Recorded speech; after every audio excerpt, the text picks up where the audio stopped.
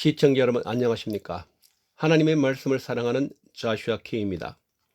오늘은 창세기에 나타난 종말의 신앙 그 8번째 시간으로 창세기 5장 1절에서 32절 말씀을 중심으로 생각해 보도록 하겠습니다.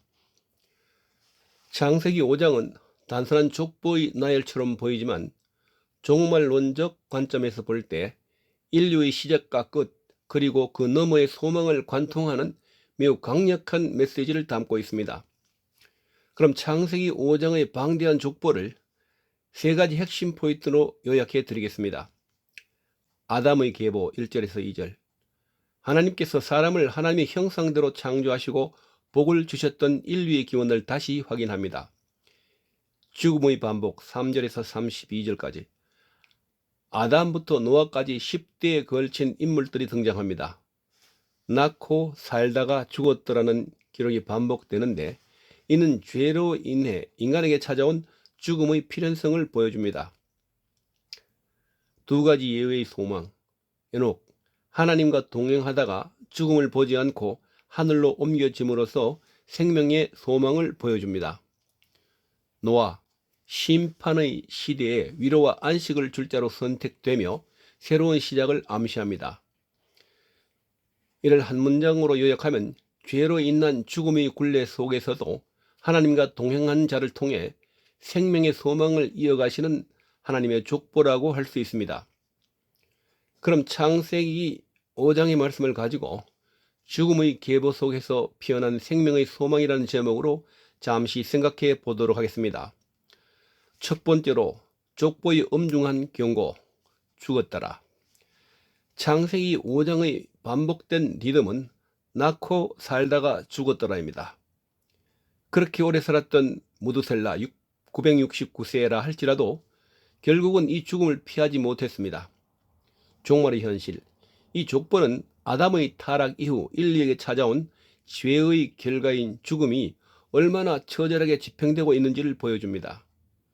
이는 개인의 종말, 죽음이 예외 없이 모두에게 찾아오고 있음을 경고합니다.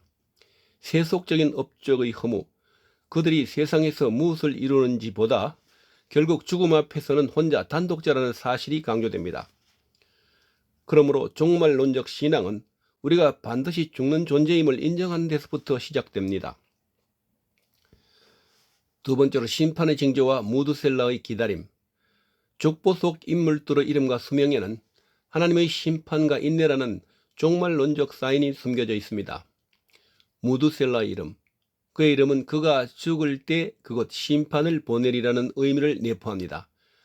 실제로 무드셀라가 죽던 해에 노아의 홍수가 시작되었습니다.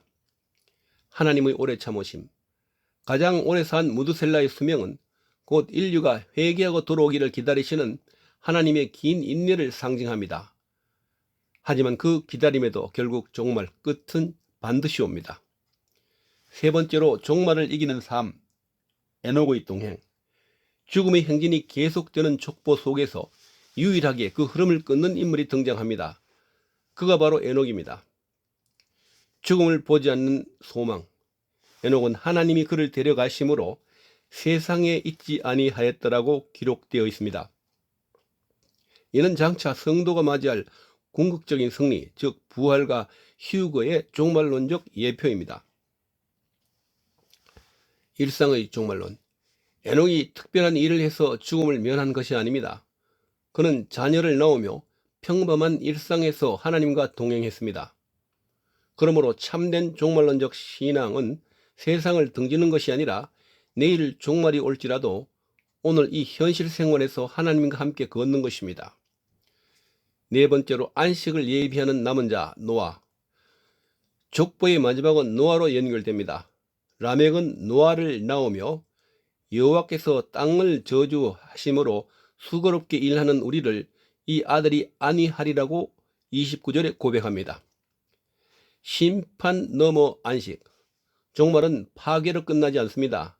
노아 안식이라는 뜻을 통해 새로운 인류의 시작을 예비하시듯이 그리스도 안에서 맞이할 종말은 영원한 안식으로의 진입을 의미합니다. 결론적으로 말씀드리면 오늘 어떻게 살 것인가입니다. 창세기 5장의 족보는 우리에게 묻습니다.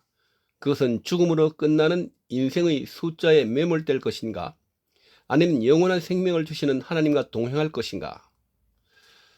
종말은 두려움의 대상이 아니라 하나님과의 온전한 연합이 완성되는 날입니다. 그러므로 에녹처럼 하나님과 동행하고 노아처럼 약속된 안식을 바라보며 오늘 하루를 믿음으로 살아내는 시청자 여러분이 되시기를 축원합니다. 이상은 조슈아 K였습니다. 시청해 주셔서 감사합니다.